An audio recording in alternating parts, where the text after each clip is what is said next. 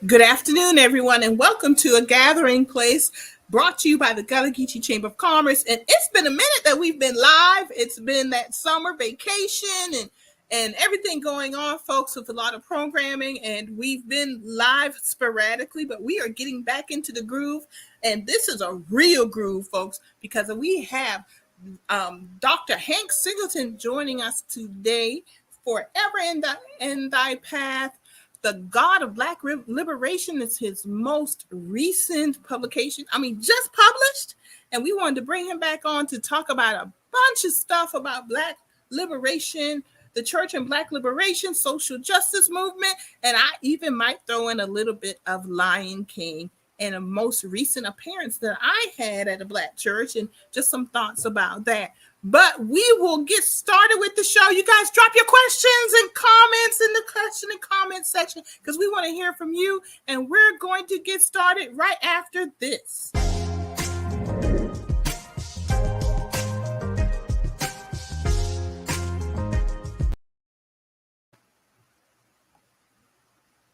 Wrong opening, folks, so I apologize right after this. Hello, I'm Marilyn Hemingway, and welcome to A Gathering Place. I said, I'm stepping back because we have young voices who want to be heard and they're moving on something. Branding is really important to you and your business. Even the basic type of technology, you learn it all. And people are Good question.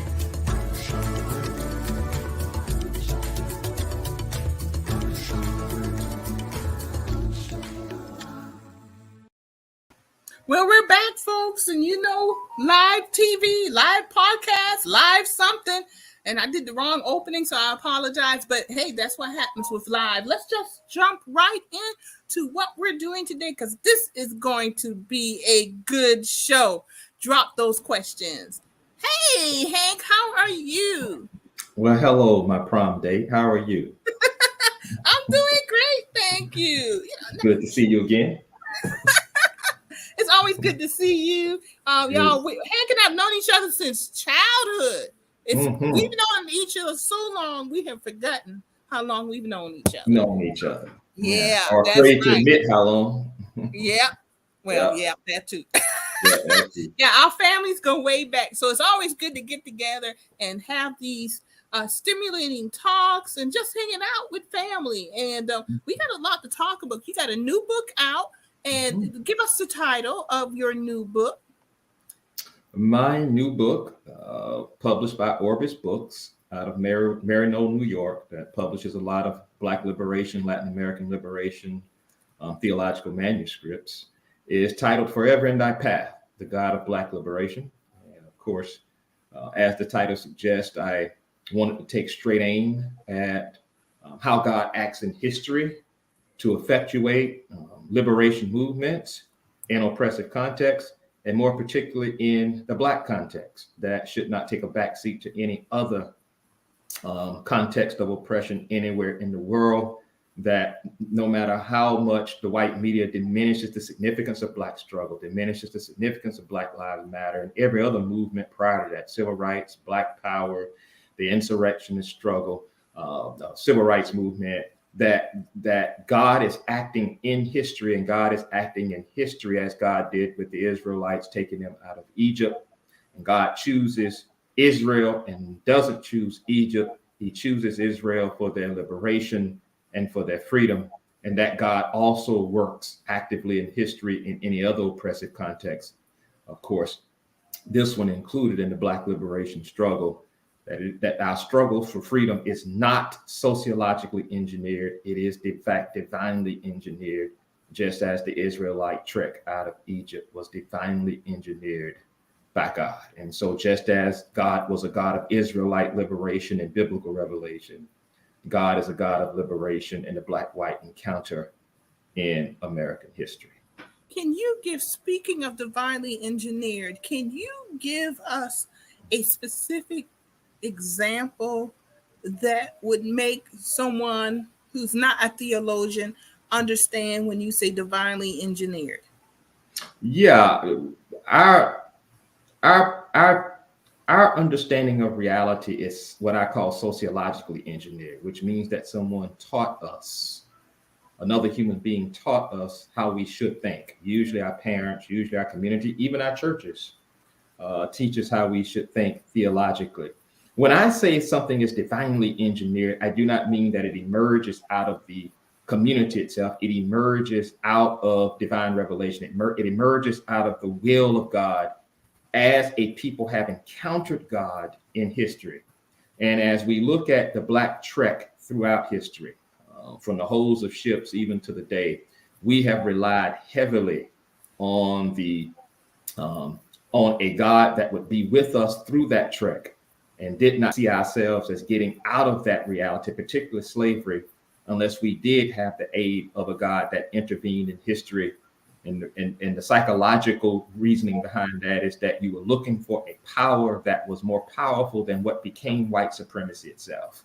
And so as Black people, we've always relied on the efficacy and the power of God to, number one, be more powerful than white supremacy, and number two, care enough about us in order to act in history along with our strivings for justice to bring about that freedom. Of course, as we look at that history and we see the Emancipation Proclamation, the end of slavery institutionally, we see the end of post-Reconstruction, we see the end of legal segregation, all being guided by Black strivings for freedom that have been informed by a liberating God, that we see how God has acted not only in Israelite history in biblical revelation, but how that God has acted in American history in guiding Black people from the hulls of ships to where we are today.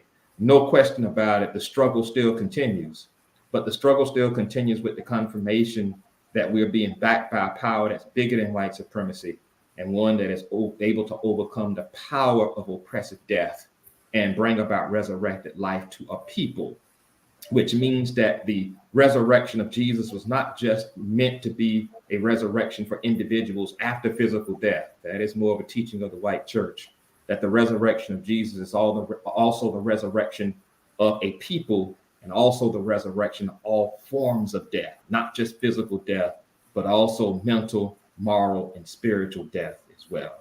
And so I try to bring out these particular facets of death, and of course the resurrecting power of Jesus through God in the book, which is why I title it The God of Black Liberation. So how do you tie in, as I listened to you and you listed off like the Civil War, post-Reconstruction, etc., but Reconstruction, Civil War could be perceived as a movement forward, the ending of slavery. Reconstruction was, quote unquote, an investment in the recently emancipated enslaved to possibly give them equal footing, or at least opportunity towards equal footing. And there was always pushback. How does that fit into the Christianity that was taught to us on plantations and our forward movement? It squares with it directly. And that's part of the formidability. In fact, the cornerstone of the formidability of the Black liberation movement. We are not only dealing with a pedagogy that we have been taught is divine, or that it comes from God, but also that we have internalized it in ways as Black people that we are not really fully cognizant of. That so much emphasis on the religious individual and one's personal relationship with God is a cue taken from the white Protestant church, so that Black people would never connect efficacy to transform their collective condition to Christianity. So much teaching in traditional Christianity about the institution of the church, which is why we're so churchy in terms of conceiving of church as a building and not as a reality. What we fail to miss, and conveniently because we have been taught not to make the connection, is that, of course, when Jesus commissioned the church to Peter, Jesus was not talking about a building. When he said, upon this rock, Petra in Greek is Peter, he was talking to Peter not about creating a building. He was talking to Peter about creating a transformative reality. And so Peter was the church. The church is a group of human beings. It's not bricks and mortar. But of course, from an ideological standpoint, white ministers taught us that the church was in fact building. And that's why there's always this church sweepstakes going on now between black pastors to see which one can have the most members and the most recently built building. Something we even buy into as black parishioners as well, because we have been taught this is the essence of the gospel. Again, taking our cue from the white church theologically. And then last but certainly not least, as it relates to the first point in particular, looking at religious efficacy solely through the lens of one's personal relationship with God. Even salvation is interpreted not in collective terms, not in liberation terms. In history, it has always been exclusively translated in most church circles as what happens to the individual soul after physical death and when they go before God in judgment, looking for acceptance into a kingdom of heaven, or of course, not looking for the alternative, the kingdom of hell. And so when you look at those three particular poles that I bring out in the book as well, we can see a definite theological imposition from the white Christian church that maybe most black preachers and black parishioners are not even aware of. They just came up in a black church in a black community, and Christian faith was being taught to them in this way. And it's come to take on a more prominent role in terms of how religion is taught to us, even beyond Christianity. But the reality is that the intent was not necessarily to make black people more righteous from an individual standpoint, but it was rather to sever any connection with biblical revelation, the Exodus narrative, David defeating Goliath, Jesus proclaiming his ministry as one of liberating the oppressed and proclaiming the acceptable will of the Lord, to sever that completely from black strivings for justice. Anything that relates a collective struggle for transformation to Christian faith, every attempt was made by white ministers to sever that link and to teach both their parishioners and black parishioners that looking at Christian faith from a collective transformative standpoint has nothing to do with the gospel of Jesus Christ. It is strictly an individualistic and personalistic phenomenon. And so that makes my job as a theologian even more formidable, because you end up not only taking on the white religious establishment, but you also end up taking on the black religious establishment. And of course, as we live in a highly anti-revolutionary America, it hadn't been revolutionary since it got its independence from Britain in the Revolutionary War. Then it became decidedly bourgeois and anti-revolutionary. One of the most revolutionary acts you can make as a human being is to try to trace why you believe something back to its origins, which is something that people who don't want you to become revolutionary don't want you to do. And so you're always confronted with great pushback, in this case from both black and white religious establishments, when you try to trace the origins of religious teaching back to their beginning. And in this case, fortunately for us, we've been able to find what that origin is. And that is a sinister white Christian teaching designed to make us not more righteous in the eyes of God and Jesus, but to make us better tools for white economic exploitation. So you could say, with what you just said, you could say a couple of things. That when we hear pull yourselves up by your bootstraps, this individualistic economic empowerment, if you will, it's a middle class mentality of pull yourselves up by your bootstraps, and also anti-CRT, critical race theory, are embedded in this theology, this white Christian nationalistic theology of individualism. And how do you, and it is, you do hear it in the black church. And we were talking before the show started, and I was telling you, I wish I could just turn on this show and people could be behind the scenes with us, because we were talking about an anecdote of what happened to me recently. And I'm going to say it now because I think this is a good time to kind of point it out. And I was speaking at a black church, a community meeting at a black church in Little River, South Carolina. And before I was, part of my introduction, before I spoke, was the black minister was talking about an encounter he had with a white minister about Black Lives Matter. And the white minister was bringing up Marxism, feminism, and LGBTQ. And he wanted me to kind of speak upon it. And the first thing I said was, I'm a feminist. I am not a Marxist, but I dare say that this is a country of freedom of choice, freedom of speech. So if you want to be a Marxist, that's actually your right to be a Marxist. All right. It's not your right to be an insurrectionist. So that's another conversation. And then regarding LGBTQIA, I basically say that's a matter of privacy. I don't want you in my business. Actually, I said I don't want you in my bedroom, and I don't want to be in yours either, because it's a matter of privacy, and that's part of the makeup of our country.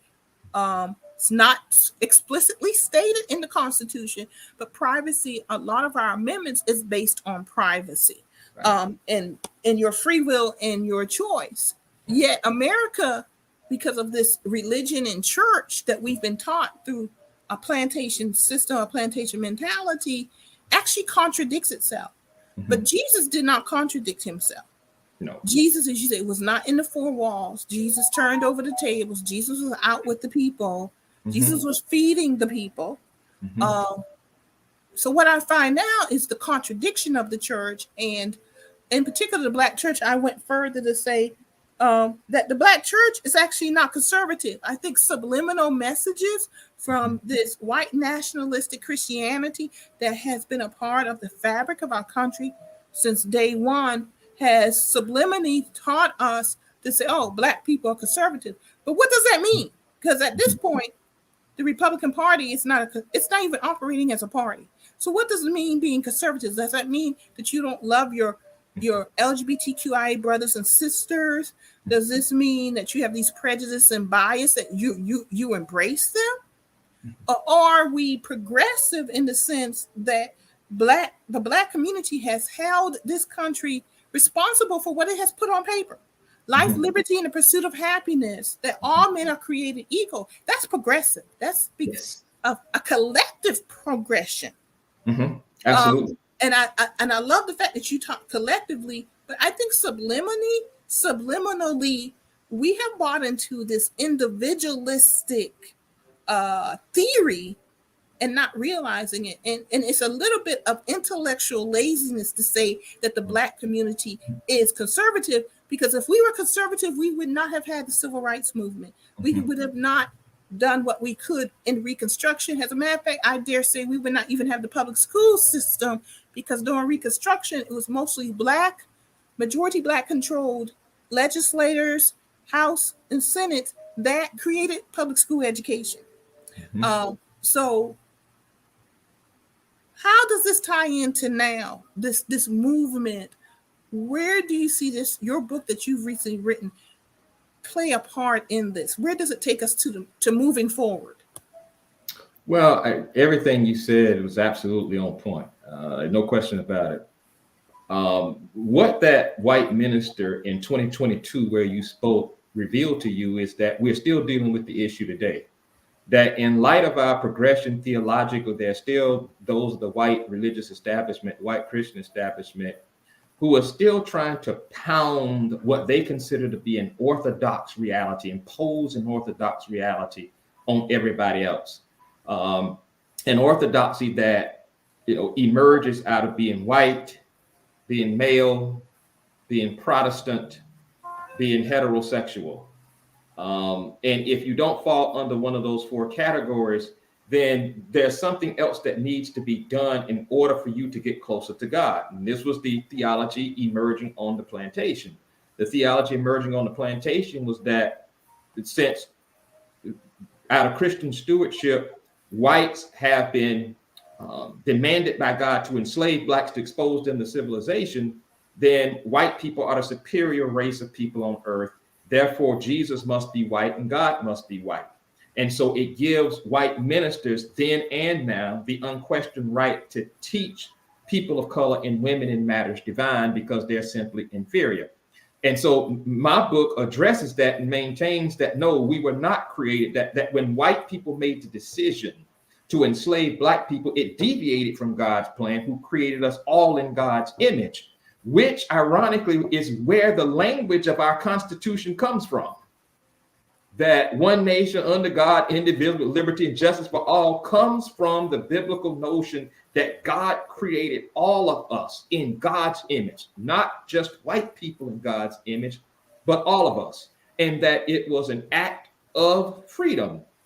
And so in light of that, we were created in freedom and not created to be bondsmen and bondswomen. And so one of the things that I address in the book is that, you cannot have a kingdom of God, which is what the Slavocracy was styled as, and at the same time create a context of bondage. The two are totally incompatible. You can't say on the one hand you're working to realize God's rule, and on the other hand refuse to recognize the God worth, the equal God worth in the humanity of people of color and women, which is what fundamentally all American problems of collective human domination have been about. And so my book addresses that, particularly in the chapter on the path of righteousness, where I maintain that, of course, divine righteousness in an oppressive context must be measured with one's desire and ability to stand with the oppressed as they struggle for freedom and self-determination to create that society of one nation under God. Because from day one, we have not been one nation, we have been two nations, particularly racially, and we have been two nations in terms of a privileged group and an underprivileged group. And so in that sense, we have lived not one history in America, but we have lived two histories in America. And there are people in 2022 who still want us to continue to live those two histories, one of acute privilege and one, of course, of acute deprecation, namely because it benefits them. And of course, they want those who don't benefit from it to accept it as a condition, not only for American living, but one of the things I'll try to bring out in the book as well is that they want you to accept it as a condition for Christian living. And that at the end of the day, no person who is a Christian at heart in a real sense can accept a subordinate status as a way of being Christian in the world in which God created all of us equally. So in the book, do you address how do we reconcile this duality of the founding of this country? And if we reconcile it, does that include death? Because Jesus died on the cross for our sins and rose from the dead. Will it take death to reconcile the duality that you just spoke of? Well, it's going to take death, but the genius of Christian anthropology is that death is not the final answer.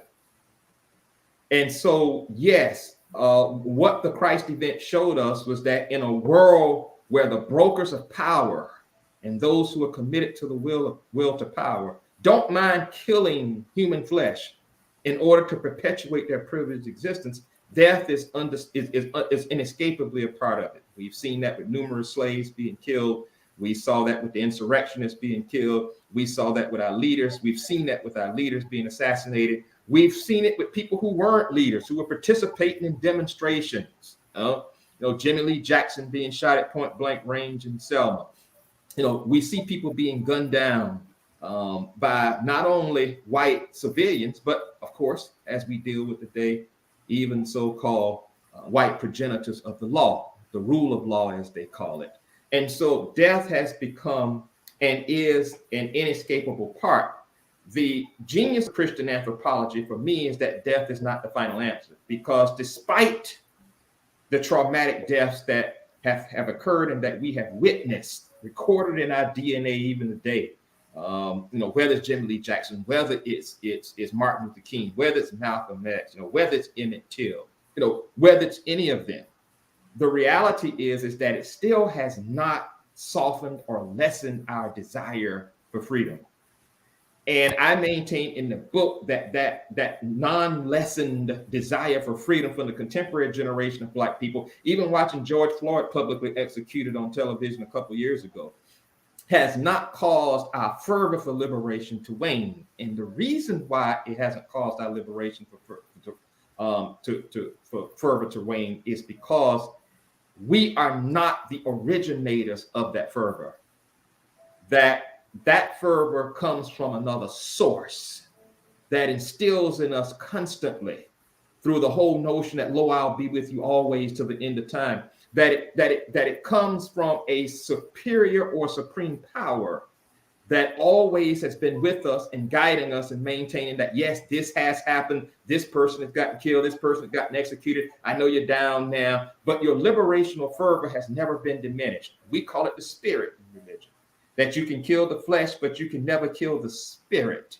Not only are we talking about the spirit of the religious individual, but we're also talking about the spirit of communities as it struggles for freedom and self-determination. So whether that be LGBTQ, whether that be womanist, feminist, whether that be Black liberation struggle, whether that be Mayorista, Latino, Latina, whether it be the 2/3 world struggle in its collectivity, that there's always a liberational fervor that's being instilled in us to continue despite the traumatic nature of our past and what we have experienced, namely because we are not the source of it. And that's the crux of what I try to bring out in the book.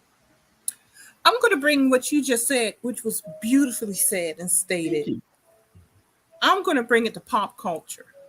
Okay. And I said I was going to bring Lion King into this, and also Black Panther, because they're both actually based on Hamlet.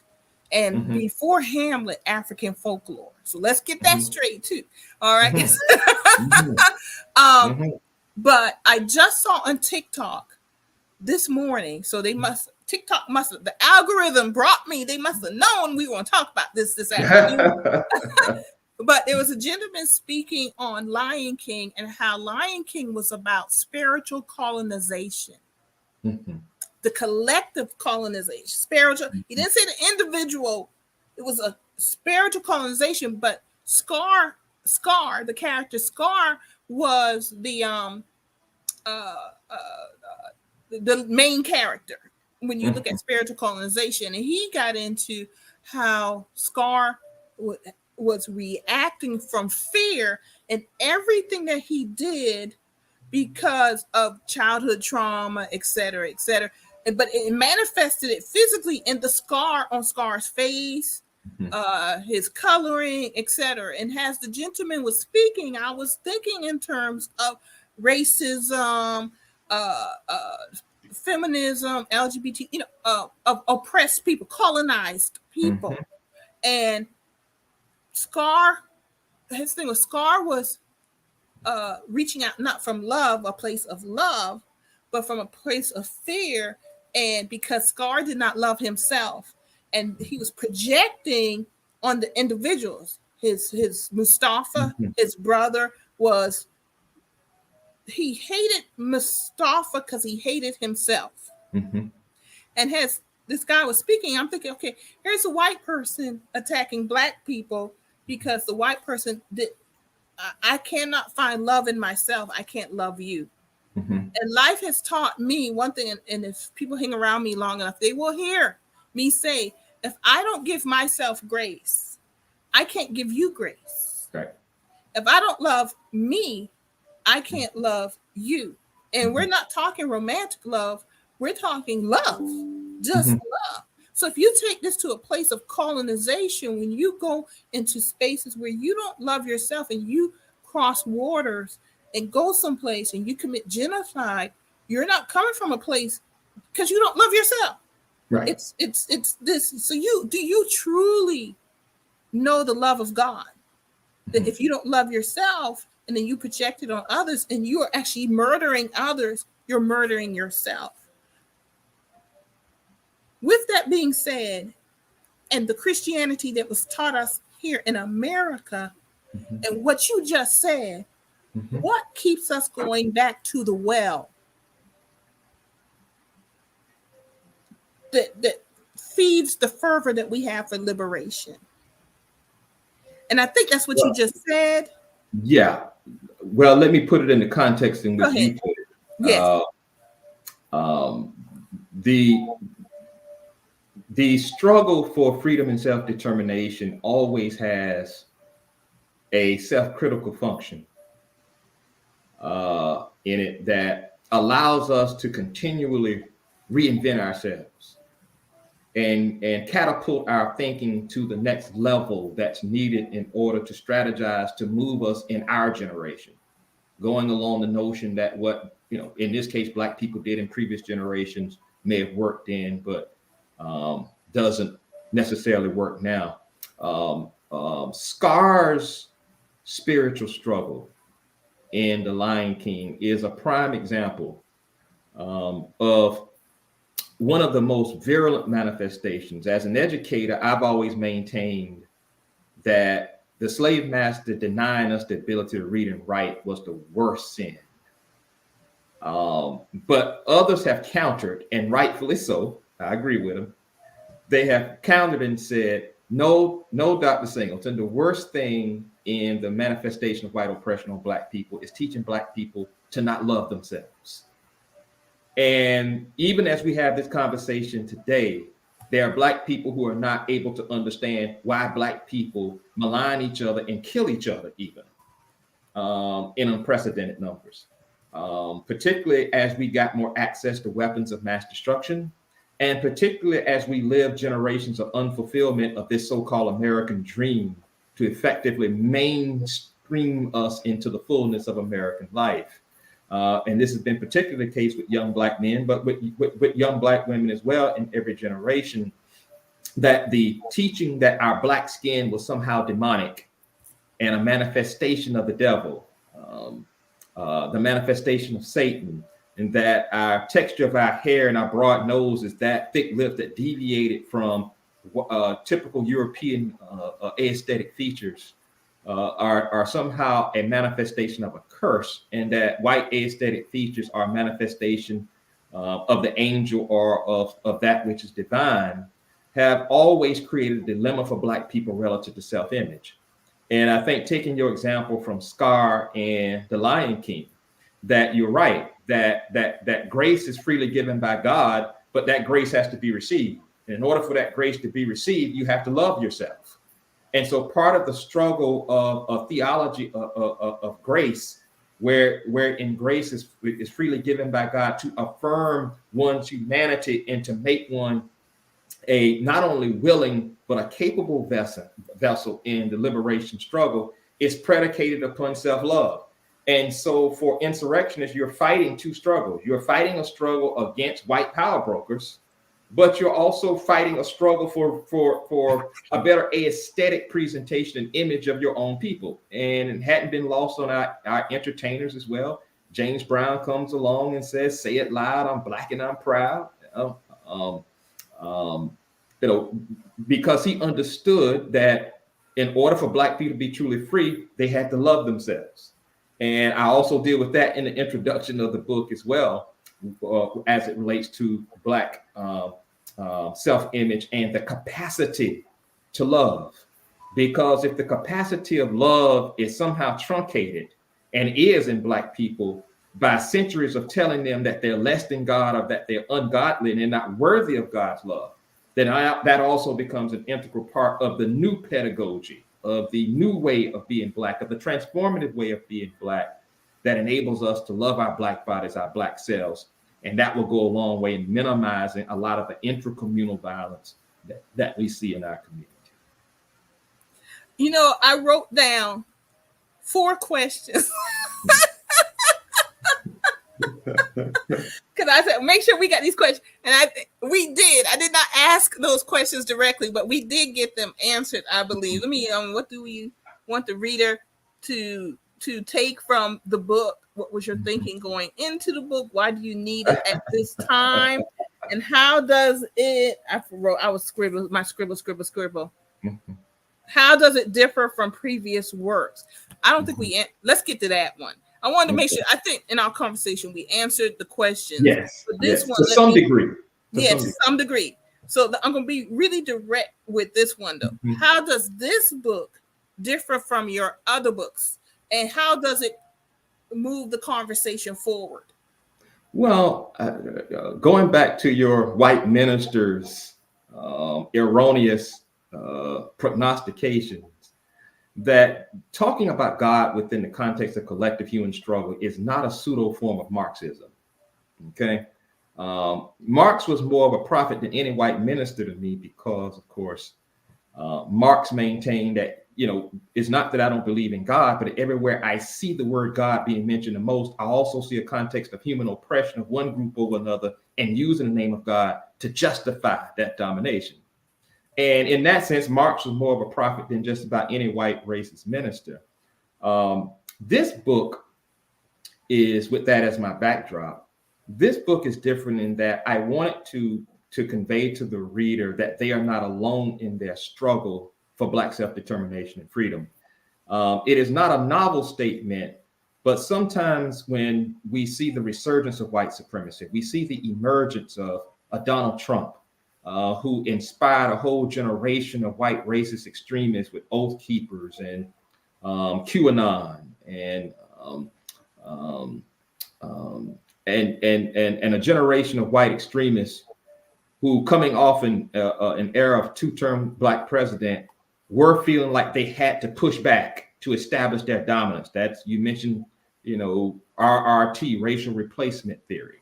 And I wanted the reader to understand, in the midst of this resurgence of white hatefulness of Black bodies, that there's still one on the throne. Despite the diverse approaches to Christianity, there is still one on the throne, and that one on the throne is still with us. And that in the context of that struggle, there are going to be setbacks, and there's going to be pushback from a community that have been taught that they are right in pushing back.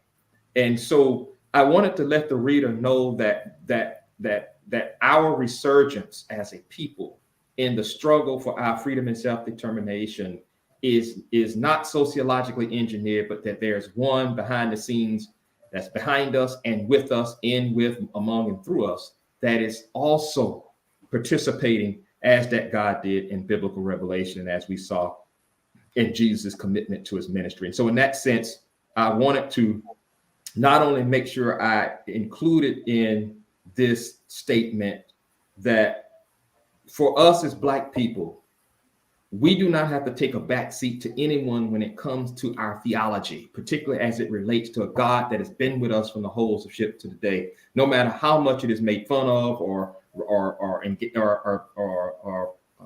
reduced in its significance by white theologians, that there is still a God on scene that is infusing our liberation struggle. And in that sense, it's different from the previous works where I was dealing more with Christian anthropology and more particularly with white religious teachings, and how at their origins, as I mentioned earlier, when we trace religious teachings and Christian teachings back to their origin, we can find, when it's not good for Black people theologically, that we find some white minister and some white theologian who are advocating these particular theological constructs. And so I wanted to make sure that I was speaking directly about God's activity in history, not as someone who is unconcerned about human history, not someone who is unconcerned about human relationships, and more important, as someone who is not concerned about Black suffering. I wanted to make sure I conveyed to the reader and put it in a way that you couldn't miss it, that not only is God concerned about human suffering and Black suffering, but God is also informing our continued efforts to eliminate that suffering. And that is consistent with the biblical witness itself, and that is consistent with Christian faith as it has been conceived by this theologian itself. How do we... So I'll start here. With COVID, many folks are not going back into church, not only because of COVID and the physical appearance in church and the mask and everything, but also because they feel they're not connected to the church anymore. Mm-hmm. So with what you just said, and I'll say this myself, and in the past, in recent past, I have said, what have we done so bad that Black folks are treated so badly here? What did we do that angered God so much that we're treated the way we're treated? And so let me tie this in, not going back to church, folks not going back to church. Mm-hmm. How do we hear God when he's speaking to us to know that he's with us? Well, I let me begin with your first point. Um, we may never see church be the same again, and I don't necessarily consider that a bad thing. Again, the whole notion of church as a building that people go to is more business and economically generated than it is anything else. And of course, the more people you can get to come, the more people you produce, and the more leadership can make money. I'm not trying to sell them out on the altar of business and economics, but there's a profound economic factor to having packed churches every Sunday. That Black people are not as in tune to giving through Cash App and other technological outlets and sources as maybe other people are. There are some Black people who may not even have a checking account. And so I'm not making mockery. I'm just simply saying that that is in fact the case. And so that is more business generated than anything else. I think what we all have to keep in mind as confessing Christian is not allow people to define what church is for you. That's a white teaching that extends back to the plantation and began with trying to create business and economic opportunities for white Christian leaders in the life of the church. And then, of course, in the building of theological seminaries, all of which I am for, but not necessarily within the context of diminishing the significance of the liberation struggle in the life of the church. Church remains a human undertaking and not a building undertaking. It remains a state of the heart and not a state of how recently built your church was. And so as with that as our foundation,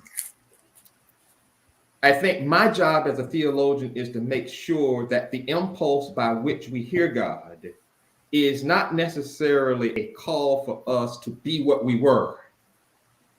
Because in every generation, even the Bible itself speaks of a new creation, a new testament, a new Jerusalem, as I close the book with, coming down from heaven to create a new reality in history, not in heaven, but in history on this earth. And so my job as a theologian is to make sure that these aspects of faith are an essential part of what it is to hear God.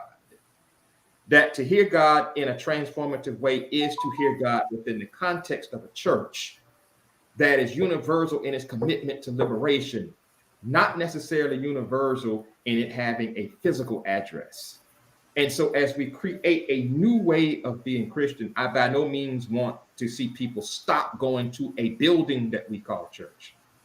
But I do want them to take with them a renewed conscience, not necessarily for the same doctrine, but a renewed conscience for a different doctrine that is not so concentrated in the religious individual and otherworldliness and buildings, but is more concentrated in a revolutionary understanding of the Bible that serves the needs of the oppressed community at the behest of God, God's self. That God is not an impartial God, that our God is a highly partial God in favor of the downtrodden, in favor of the abused, humiliated, and the marginalized. And so if I have imbibed that message and the implications of it as it relates to my self-image and my being someone who's worthy of my liberation, then in that sense, I am church. In that sense, I am a member of God's household of freedom, as Letty Russell titled one of her books, a feminist theologian, Household of Freedom. In that sense, I am a part of the household of freedom and subsequently of not only Jesus's church, but whether I'm Catholic or not, meaning universal, I am a member of Peter's church as well. It sounds a little altruistic on the surface, but it's part of the profound theological development, in my judgment, that must take place if we're going to understand church in its purest and most profound sense. So does this mean, as you were writing this book and I'm listening to you, as you were writing this book, and I'm going to use this word because it's been popping up more and more. As you were writing this book, were you thinking in terms or not of someone reading this book is going to deconstruct what they've been taught, to grasp Black liberation, to grasp the spiritual understanding of Black liberation. Yes, because it the new consciousness of which I spoke cannot happen aside from deconstruction, because you have to deconstruct what has been constructed. And again, that's one of my tasks as a theologian in this society. It is to engage in a process of deconstruction in the sense that I've inherited an oppressive context as a Black man in this society. And so the understanding of the gospel emerges out of that oppressive context.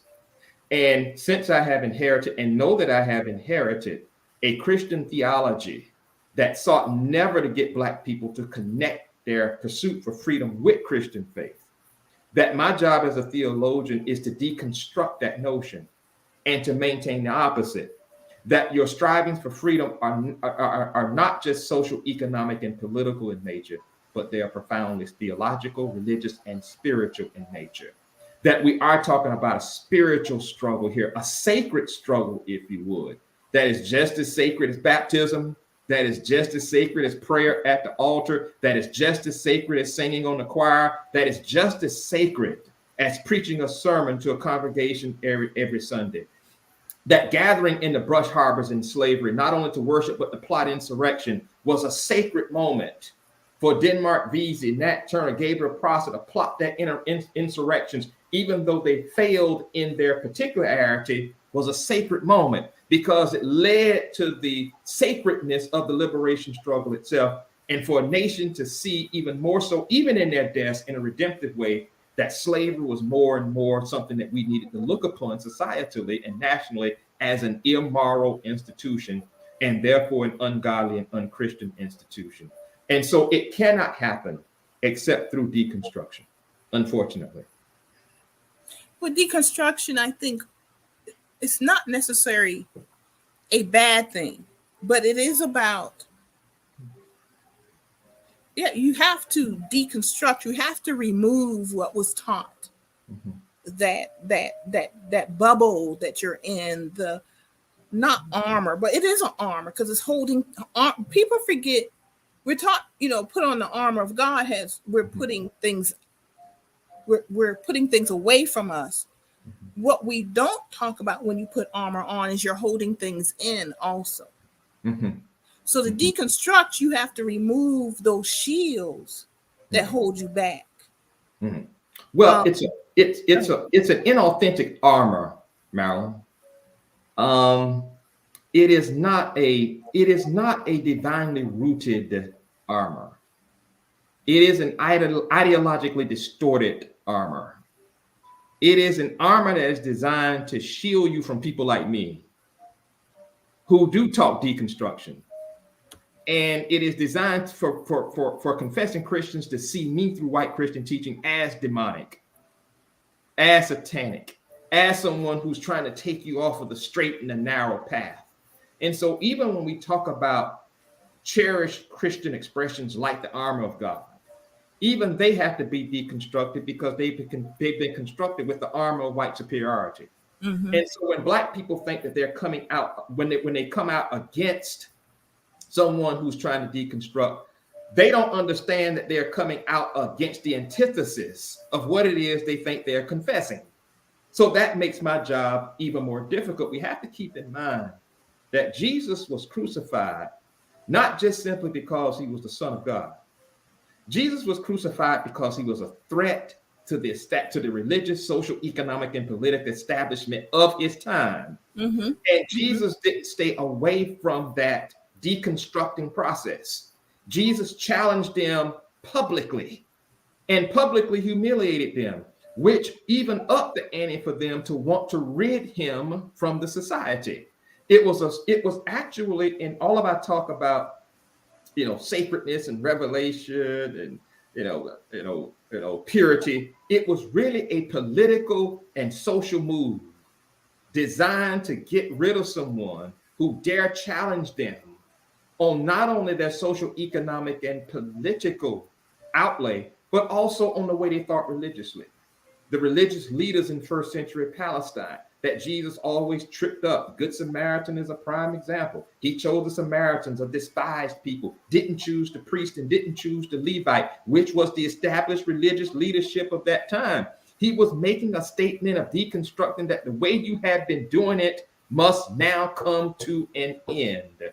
And I am bringing a new covenant that's not necessarily rooted in frequent church attendance, tithes giving, and spirited worship services, but it's rooted in a way of recognizing the inherent equal worth of all human beings, including those that you have branded as being demonic, as being worthy of contempt, as worthy of being hated, worthy of being marginalized, like the Samaritans and like the Jews. I come and stand with them and against your way of life and against your theology. That fundamentally is why he was crucified. And so as we parlay that into a 21st century existence, then it must mean, as we have inherited an oppressive context, that anyone who claims to follow Jesus must look at the religious establishment that has constituted this historic reality in America and conclude that it's not Christian, but it's anti-Christian. That is not Jesus, but it's anti-Jesus. That is not godly, but it's ungodly. That is not Christian, but it is unchristian.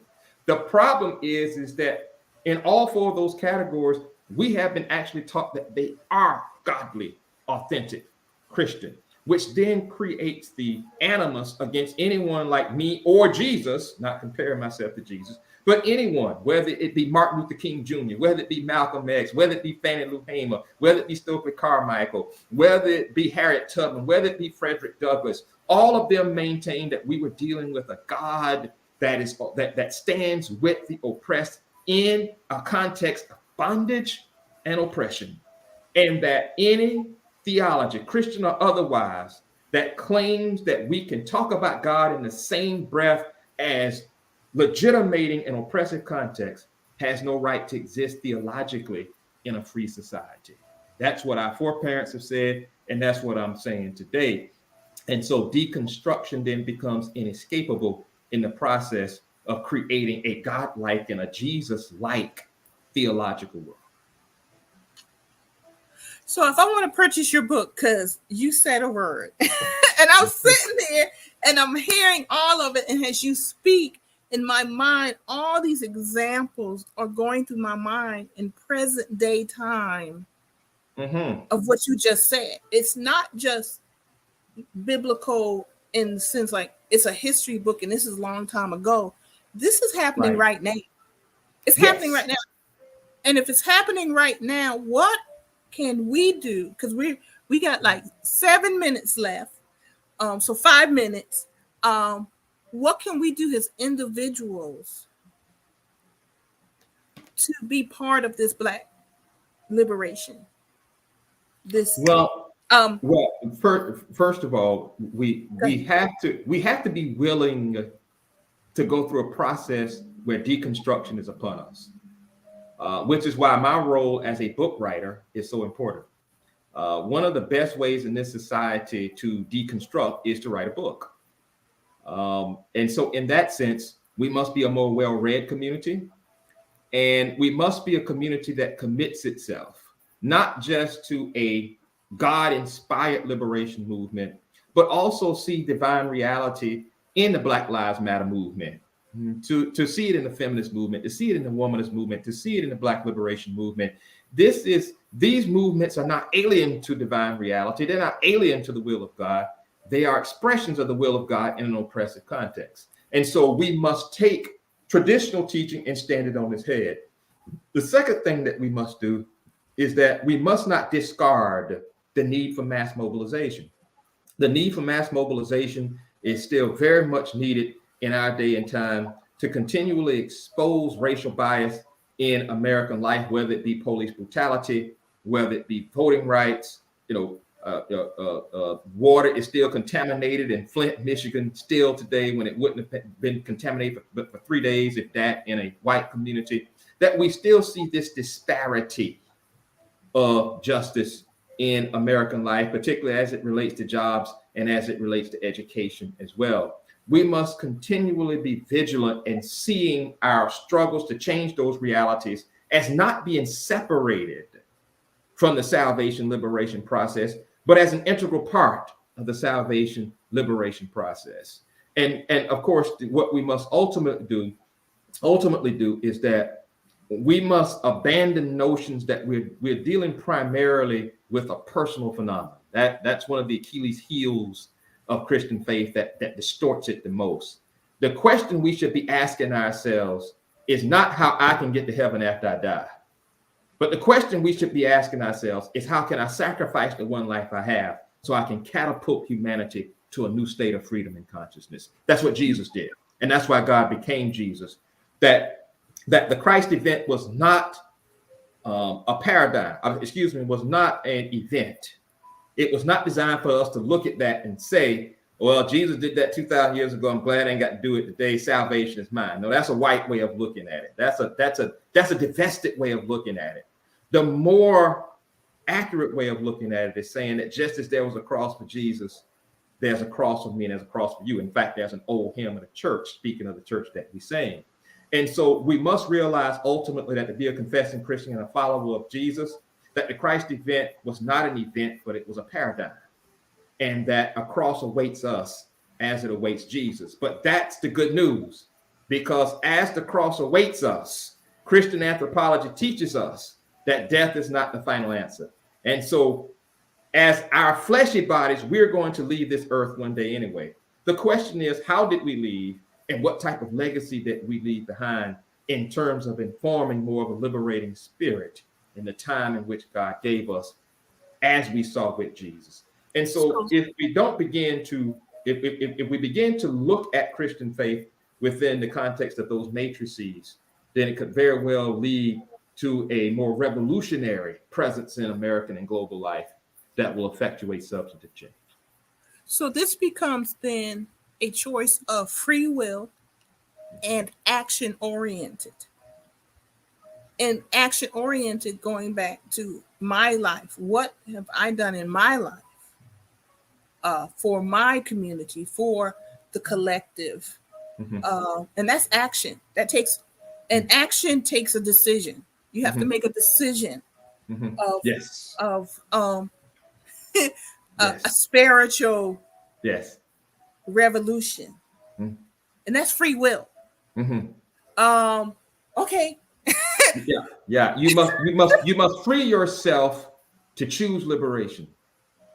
And if you don't free yourself, and once you make that decision, you must take action. Right. And once you free yourself to choose liberation, then you must open yourself up to a process where you begin to internalize deconstructing theories relative to what you've been taught all your life. And that's always a very difficult task for all of us. It was a very difficult task for me, although I was never really given over to traditional Christianity like a lot of other Black Christians. But it still weighed on me tremendously until I understood that fundamentally I was not engaged in a process that was about me. And that's what white Christian teaching has taught us. It is not about our individual selves. It is about how we use our individual selves to make the community better, not only the Black community, but the world community. And of course, we go to church every Sunday now, speaking of church again, and shout about what Jesus Christ did for us. And at the same time, miss the very reason why Jesus was crucified. And if we allow ourselves to understand why Jesus was crucified and why are we 2,000 years later at church every Sunday shouting about him and praying to him, then it would make it easier for us to make the choice for liberation, because Jesus chose the little ones, he chose the voiceless, and he chose the exploited. And I can't think of any other people in America that relates to more than Black people in America. And so to choose the Samaritans and the Israelites in first century is to choose Black people today. And that doesn't mean that you are engaged in racism in reverse. It doesn't mean that you are not being a true Christian. No, you've been a false Christian before that when you were engaged in a universal understanding of the gospel. But a universal understanding of the gospel is more of a white teaching. The real teaching is that God, and through Jesus, picks those who have been picked on.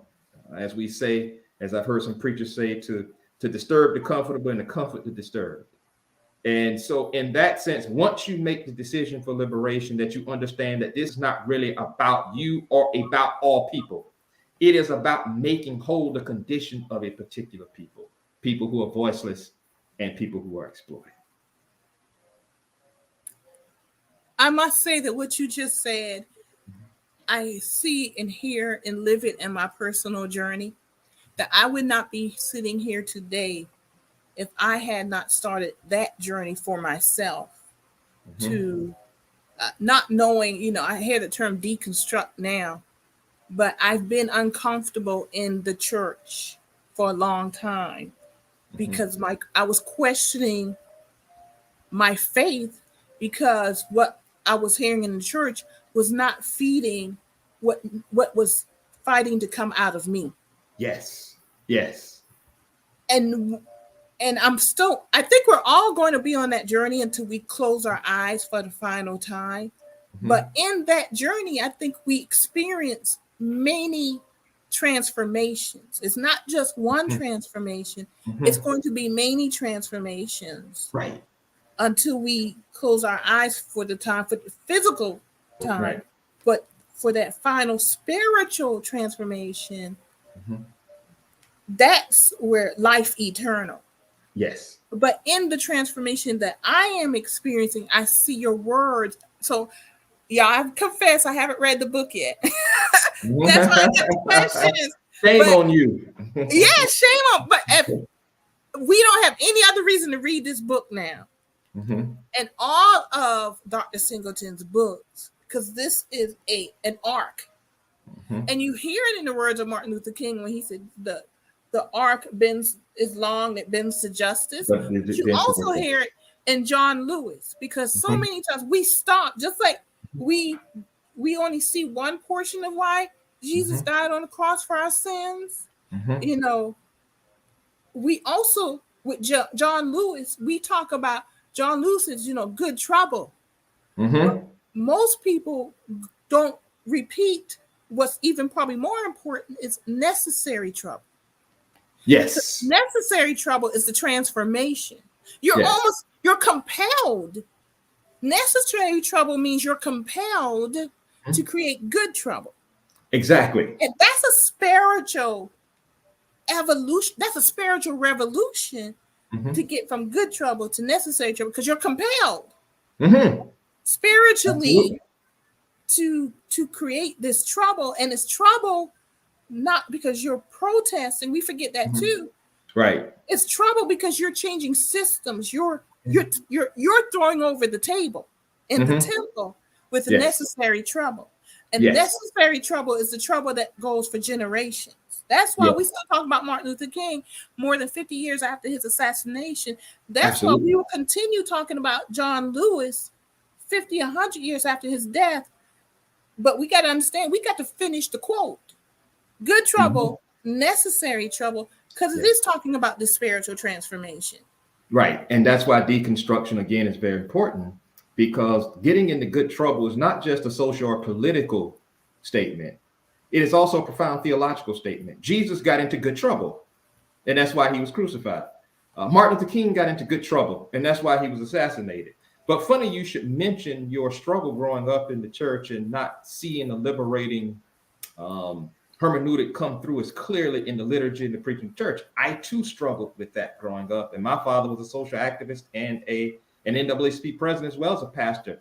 But you mentioned King also, and what I mentioned in the book, as we were talking about the book, on two occasions, I mentioned King, and we almost lost one of the greatest ministers in a generation of any race, because growing up in Ebenezer Baptist Church, his father, Daddy King, preached a lot of fire and brimstone sermons. And for King, they were not socially relevant enough. And so he sat on a pew in Ebenezer growing up and struggled with the content of theology. And it was embedded in him early on. And so he thought that the ministry wasn't for him, because this was the tenor of religious language in the pulpit from not only his father, but most other ministers. And that they engage in what we call the celebratory hoop at the end of the sermon. But even before that, the sermon stayed in the Bible and was not relevant to the time in which they found themselves. And for young King, this created an identity crisis for him relative to Christian faith. He didn't know it was for him or not. And so he abandoned notions of a calling, even though he thought he was experiencing one.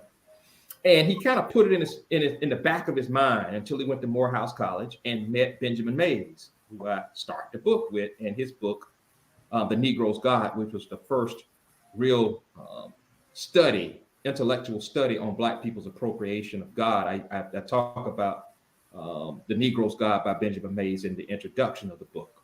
But he was the president of Morehouse College when King enrolled there. And King went by his office and talked to him about his struggle. It was Benny Mays who told him, no, don't abandon your ministerial leanings.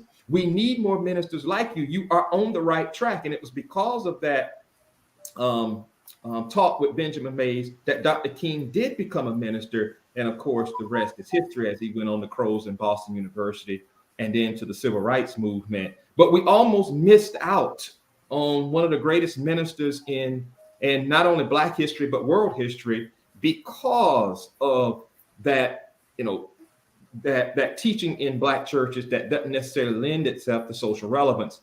That's why I say that we have to create a new church. We have to undergo a theological renaissance so that, young kings, before they become ministers, can see that liberating language is a fundamental part of the Black church and the Black religious, the Black Christian experience. And we have to make our young people understand that when they engage in movement, they're not just engaged in something purely social. That's a white teaching. Not only something purely social, but purely demonic.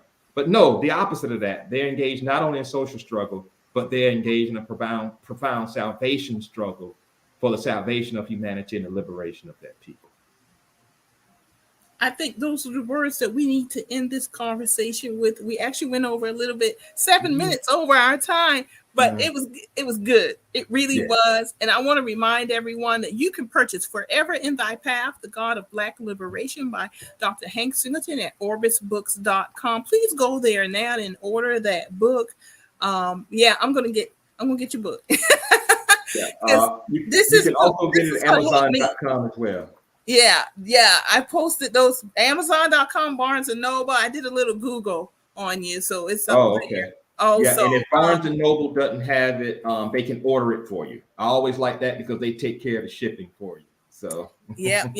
And now y'all need to join it too. Join BarnesandNoble.com. Join their book club. I'm a member of their book club. So go ahead, Barnes. I love Barnes and Noble. And then the first 3 books. Black Theology, Ideology, White Religion, Black Humanity, and Divine Revelation, Human Liberation. You can go to my webpage, harrysingleton.com. You click on the book and it'll take you straight to the ordering information if you want to order it that way. I have yet to post this book on my website for you to go straight from there to the ordering information at Orbis, but I'm in the process of doing that this week. So y'all go to harrysingleton.com because he has his previous books. We want to support him all around because I'm telling you, just you coming on for these few minutes, I feel growth. I feel, every time I talk to you, I grow a little bit more. And I know others are also. We've had some very good comments. Eric Grant, thank you. Latasha Counts Elliott, thank you. Eric has one change brought by COVID that I've welcomed and benefited from. It's the opportunity through Zoom, YouTube, Facebook to hear ministers and theologians who are socially engaged. Absolutely. That's true, Eric. Yeah, that's very true. Very good point. Yeah, I saw something once again on TikTok, and they were actually talking about dumb people coming together on social media, but we too often forget that people, theologians, socially engaged people have a voice too. That's the power of social media. We're bringing this here because fortunately for some of ours, we do have some sponsors, not for this Sunday, but other grants and things that allow us to continue these conversations. So Eric, you are quite right. And Latasha has been posting. She's gotten a lot out of this today. Also, she's going to introduce it to her book club in October. All right. So thank you so much. Yeah, I know you guys are going to look forward to that. And you can go to harrysingleton.com for his first 3 books. And then we'll come back to this one, orbisbooks.com, to order Forever in Thy Path, The God of Black Liberation. You know we're going to have you back on.